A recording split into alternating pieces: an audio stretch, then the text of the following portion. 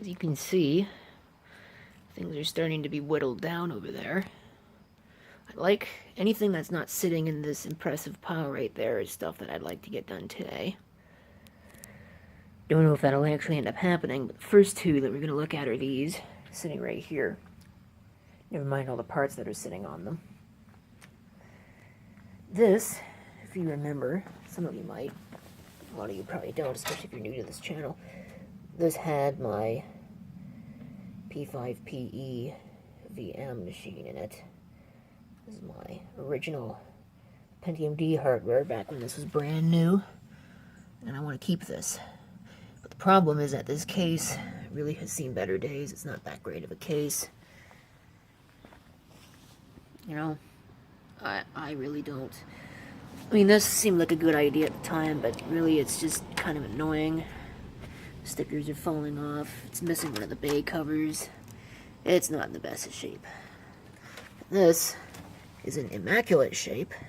Really good condition. But if I remember right, and I'm going to check that right now, the motherboard has bad capacitors.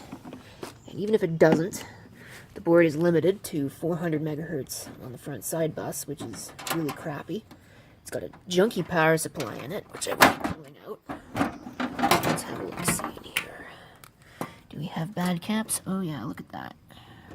Definitely bad capacitors. I may hang on to the board anyway, but it's not very likely. So basically the idea is that all of this junk right here is going to be coming out, with the possible exception of the floppy drive. Actually, probably except for the floppy drive, because that one doesn't even have a floppy drive in it. But the optical drive is coming out. Hard drive that it doesn't act, this one doesn't have, is going to be swapped, and the board is going to be swapped. But I'm going to clean these out first. Well, it's bare. There's nothing left in that case. I think the last thing I'm going to do is I'm going to pull the two screws out of the front. I don't believe it has a speaker. No, there's no chassis speaker or anything like that. I'm going to pull that out. I'm going to put this faceplate back on and get rid of all this mess. And then move on to the next part. And there it is, after cleaning. Looks really nice.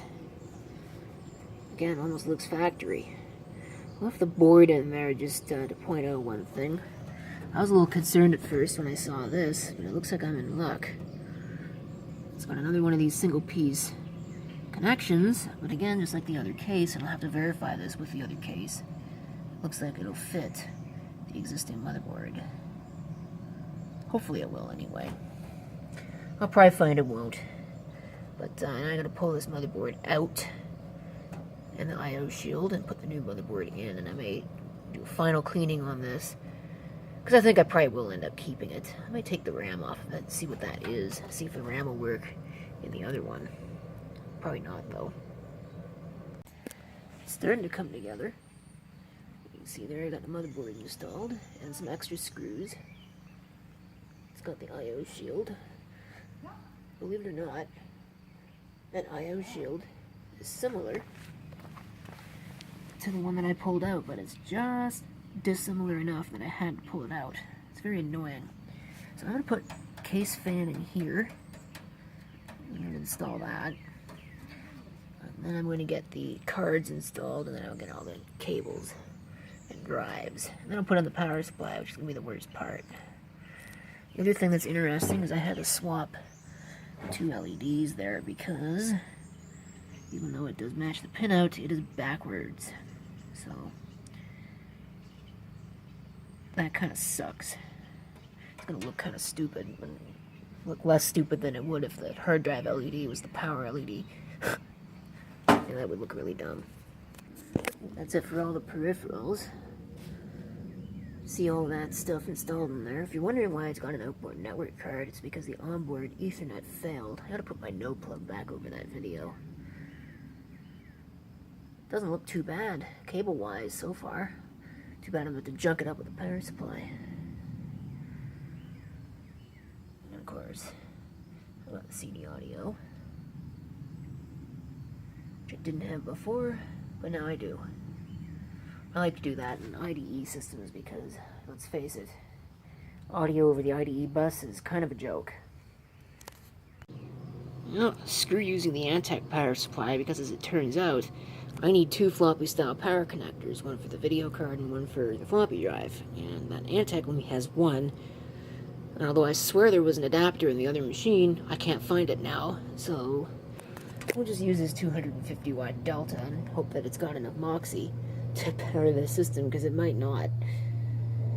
Anyway, I think it's time to slap the side panel on this, bring it inside, give it a test. Alright, she is alive. Trying upgrading the memory to 2 gigabytes, because I know that one of these sticks is good, but I don't know which one it is, and it didn't boot with either of them installed. Not that I'm terribly surprised. This is high density memory. It doesn't tend to work in a lot of things. It's just kind of too bad. So this thing is stuck on 1 gig. So we'll get it to set up and let this thing boot into Windows. It's running Windows Vista, just like it was. Not quite when it was brand new. I ran Windows XP on it for a year. I bought this system in anticipation of the Vista launch. My first Vista compatible computer. When I got Windows Vista, I put it on here. Didn't run so well. I added the video card so I could have the video graphics, the aero graphics, I should say. And that was that. Still running today. Just fine. And this is Windows Vista Ultimate as well. So, it's as good as it gets. Yeah, 4.0. It's really kind of sad. This would have been pretty close to top of the line when it was brand new. That video card, in fact, actually I think set me back about $300, because it was pretty much top of the line when it was new. Now, of course, it's worthless junk, and AGP junk at that. Can't really use it in anything anymore. Can't really do much. It's too bad. You know, this hardware would have been fairly nice. It was fairly nice when it was brand new, but it's pretty outdated now. I almost went with an AMD system for that particular build. I forget which CPU it was. I think it was like a 4200 plus, something similar to that, which is actually the same CPU that I've got in my SLI rig down there.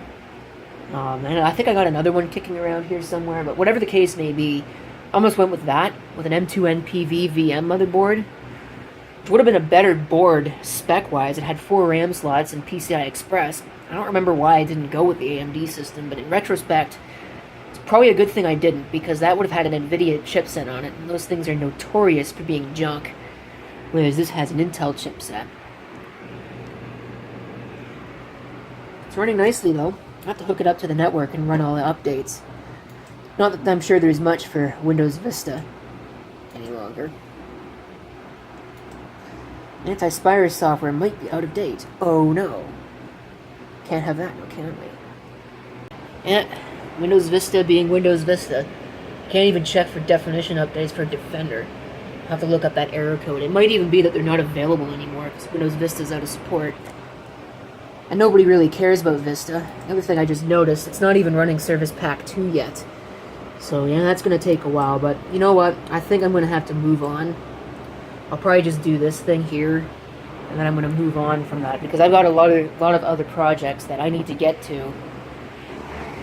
I don't have time to be sitting around with this mess, waiting for Vista to do its thing.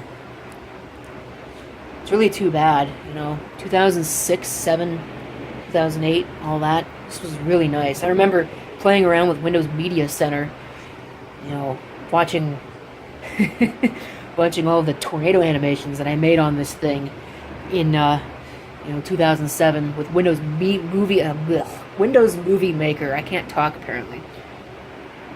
2007, because that was the cool thing to do back then. In a way, back then I had an AIM account and an AOL email address.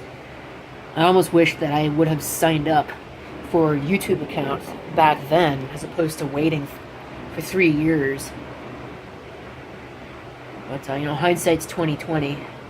I think right now, really, the big problem with YouTube is that it's a too many cooks in the kitchen scenario. Too many people uploading videos, you just don't get seen. And that's why my videos are not as popular as I really think they should be, Maybe I'm just, letting my ego get ahead of me. I don't really care, honestly, because popularity comes with a couple of other things that I don't necessarily like, all the morons and whatever. So in a way, I'm kind of, I don't know if you'd call it blessed or whatever, that my channel is not as popular as some of them are. But I really wish that more people would be able to see these videos. It feels kind of pointless to be making a video like this and spending all this time on something and, maybe like 50, 60 people watch it over the course of a week. It's kind of depressing in a way, but that's just kind of the way that it is. Gotta live with it. And like technology, I think I'm going to move on from this. Oh yeah, I feel like Steve Jobs when I'm saying this, but there is just one more thing I forgot about.